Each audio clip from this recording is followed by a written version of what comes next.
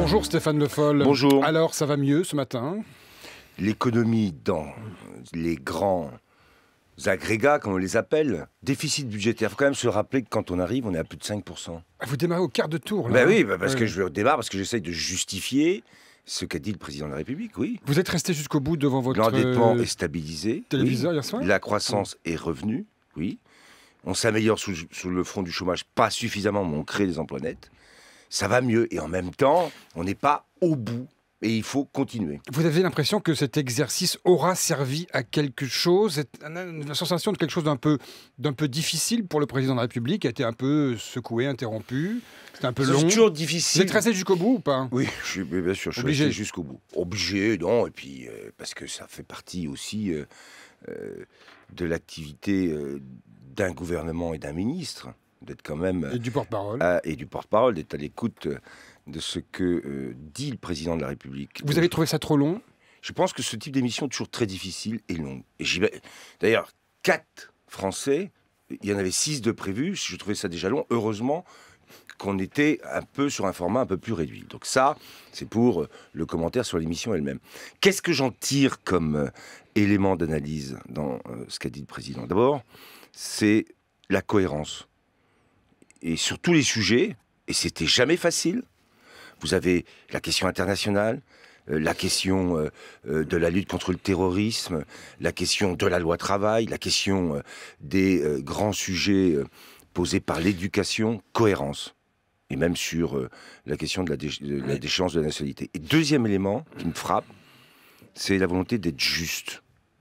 Juste dans les choix, dans l'équilibre qu'on doit trouver entre ce qu'on doit donner aux entreprises et ce qu'on doit donner aux salariés. Vous savez qu'on peut tout lire à l'envers, on pourrait vous dire, le chômage est toujours très élevé, il augmente, les jeunes sont dans la rue, il y a même des violences, les nuits debout, ça se poursuit, les impôts, c'est une grosse pression pour les Français qui regardent ça d'un œil très critique. On peut tout lire à l'envers, hein. Tout. Oui, mais justement, on peut tout lire à l'envers, et je vous ferai grâce du fait que ce matin, j'écoutais beaucoup de gens qui lisaient tout à l'envers. Donc moi, j'essaye de le remettre à l'endroit. Vous êtes un avocat extraordinaire, le meilleur probablement de François Hollande, et depuis très longtemps, vous êtes un fidèle parmi les fidèles, mais ça n'imprime pas, monsieur Le Foll. Oui, mais vous savez, dans tous ces moments politiques, et surtout dans l'action politique, je le vois pour ce qui me concerne, pour imprimer quelque chose, quand vous êtes pris par une actualité, quand tous les jours il y a des choses qui... arrive que vous n'avez pas forcément prévu. Et ça arrive tout le temps.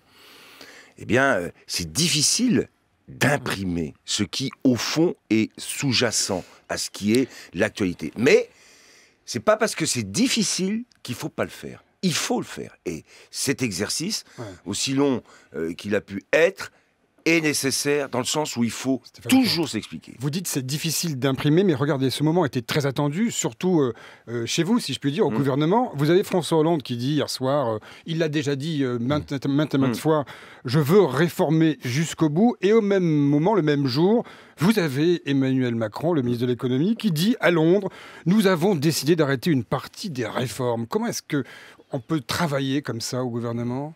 Qu'est-ce que vous pensez de la sortie d'Emmanuel Macron?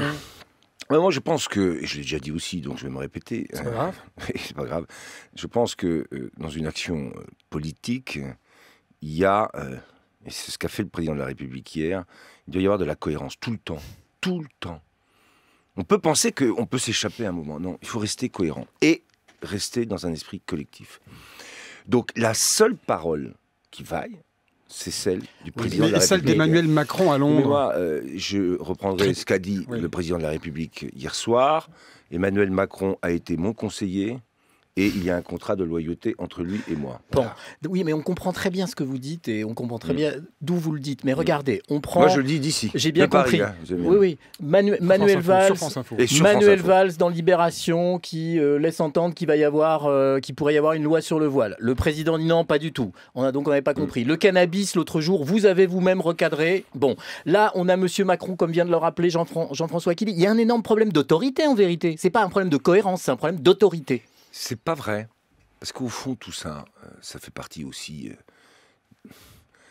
d'une forme de liberté qui est laissée à chaque ministre, et c'est nécessaire. d'avoir ces souplesses, cette capacité à pouvoir aussi exprimer un certain nombre de choses. Je prends la question du cannabis sur Jean-Marie Le Guen, c'est vrai que ça a surpris sûrement beaucoup de monde, même moi, puisque quand je suis arrivé le matin, j'avais pas vu ce qui avait été dit la veille au soir, et j'ai vu qu'en arrivant, c'était la une du journal. Mais une grosse interview du Premier ministre, le Premier ministre juste avant l'exercice télévisuel du président. Oui, mais sur l'interview du Premier ministre, grosse interview, oui. Qui est assez cohérente dans ce qu'a toujours exprimé le Premier ministre, parce que là-dessus, il n'y a pas de discussion, qui était parfaitement dans le cadre de la politique qui est conduite, sauf sur un point précis, qui était la question de l'université, du voile, sur lequel il dit d'ailleurs lui-même, c'est pas facile, et ça sera pas facile à faire, parce que constitutionnellement, on n'a pas le droit, donc il avait parfaitement mesuré ce qu'il disait, donc on peut avoir, sur cette question de l'interview du Premier ministre, beaucoup de discussions, mais je trouve qu'elle était là pour poser ce qu'a été l'action du Premier ministre dans le gouvernement et sous l'autorité du président de la République. Mais monsieur Le Foll, parce que ce point-là, oui, mais sur tout le reste, quand même, il y avait une grande cohérence. Mais ce que ça veut dire, c'est qu'à l'extérieur, donc avec les gens qui votent, mais à l'intérieur aussi du gouvernement, on entend le président, mais on l'écoute pas. Et finalement, ça se passe exactement pareil à l'intérieur du gouvernement qu'en ce moment avec les Français.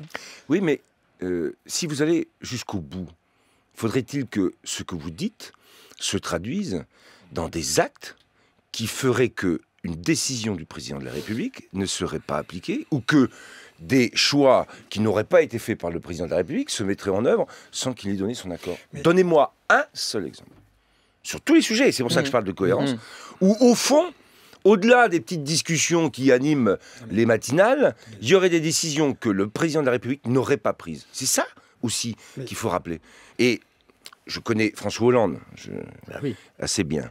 C'est vrai que sous cet aspect de la décision et de la mesure qui est la sienne. Parce que c'est un homme qui cherche la mesure. C'est vrai. Et la synthèse. Et alors, la synthèse, ça c'est encore autre chose. Mais la mesure, on l'a bien vu dans le débat sur l'immigration. Qu'est-ce qu'il dit à un électeur du Front National? C'est quand même, la première fois qu'on avait direct comme ça quelqu'un qui l'assumait très bien, qui avait même voté à gauche, qui avait voté à droite. Il cherche. Il a cherché à lui expliquer. Et il lui a dit, vous pensez que vous avez un remède? Faites attention. Le remède peut être pire que le mal. La mesure, c'est pas le fracas, c'est pas la brutalité, mais c'est vrai que la perception de la mesure, je me souviens de beaucoup de moments où ça a toujours été difficile, et toujours quelque chose justement qui n'apparaît pas aussi clairement que le fracas ou la brutalité. Voilà. Mais ça donne de l'autorité, et ça donne de l'autorité surtout sur la distance, sur le temps. Mais Stéphane Le Foll, vous parlez ça ne répond pas complètement à ce que qu'a dit pas tout à l'heure Guy Birenbaum. Pas complètement. Et ce n'est pas une question politicienne. Non, du tout. Quand vous avez M. Macron, j'y reviens, qui dit aussi, à Londres toujours, qui était très bavard, et qui dit qu'il est compliqué, et il n'a pas tort, de lancer des réformes en fin de mandature. Et pendant ce temps, vous avez un président qui, lui, dit « je réforme jusqu'au bout ». C'est quand même le ministre de l'économie, il est très populaire. Les Français, les gens écoutent ça, ils entendent ça. Il y a une forme de contradiction qui est quand même manifeste. Il y a là... faut faire un peu le ménage ou pas là? Faire un peu le ménage. Répondez. On va pas faire de ménage, mais j'ai toujours été là, vous l'avez dit à plusieurs reprises, pour rappeler ce qu'est l'engagement de chacun, la responsabilité de chacun. Et dans cet engagement et dans cette responsabilité, la première des choses, c'est d'être au service des choix qui sont faits collectivement et au service du pays qu'on est là pour servir. Oui, mais Monsieur Le Foll, tout le monde on est dans un sprint où tout le monde est dans son couloir. On voit très bien que Monsieur Macron est en train de s'échapper dans son couloir, Monsieur Valls a son couloir, et puis le président, il est là au milieu, dans le couloir du centre. Tout le monde le voit. On ne peut pas se cacher les yeux. Vous savez que dans les 800 mètres, on part avec des couloirs et on finit après. On finit tous ensemble. Je vous garantis. Je vous ai dit. Ils vont tous finir ensemble. C'est la distance. Mais oui, parce qu'il y en a. Vous savez, il y a des sprinteurs. Mais on est, la politique, c'est pas un sprint. C'est une course de fond. Donc il y a un moment où ça doit se rassembler sur le couloir. Parce que sinon, de toute façon, vous finissez tout seul. Et vous faites le tour par le périmètre le plus large de la piste. Et là, vous avez perdu. À l'extérieur. Heureusement que vous avez des grandes jambes. Et heureusement qu'il vous a, le président, puisque vous organisez, vous, Stéphane Le Foll, un meeting de soutien hollandais, le 25 avril. Non, pas hollandais, parce que vous verrez qu'il y aura beaucoup plus de monde. Ça s'appelle EO. Oui, la gauche. EO, la gauche. C'est comme ça quand on dit EO. Ça fait un peu Nino Ferrer, O et un bon. Ouais, on m'a dit aussi que c'était... la chanson, je me rappelle. C'est la chanson des nains. Voilà. C'est les nains. Voilà. Et on rentre du boulot. Voilà. On Ah oui. rentre du boulot. Bon, on va s'expliquer. Mais c'est quoi ce truc? L'idée qui est derrière, c'est de se dire que de temps en temps, les procès qui sont faits par une partie de la gauche, par une partie des frondeurs, sur ce qu'on a fait, méritent qu'on leur prouve. Aïe. Oui, qu'on leur prouve. Ouais, mérite qu'on leur prouve de temps en temps qu'ils ont tort et qu'ils ne veulent pas regarder ni défendre ce qui a été fait. Hier, il y avait la question de la prime d'activité. 2 millions, je crois que c'est un peu plus de 2 500 000 personnes. C'est-à-dire qu'on va aller beaucoup plus vite et beaucoup plus loin que ce qu'on avait imaginé. Complément de salaire, pouvoir d'achat, 93, 100 € pour quelqu'un qui est au SMIC. J'ai quelqu'un qui, dans ma famille, travaille dans une pizzeria. 93 à 97 € quand vous avez gagné 1140 € par mois, c'est quelque chose de très appréciable. Sur la santé et la sécurité sociale, il l'a dit, et ça c'est la cohérence. Je modernise, mais en même temps je préserve un modèle social. Non seulement je le préserve, on l'a adapté le modèle social, mais on a ouvert des nouveaux droits.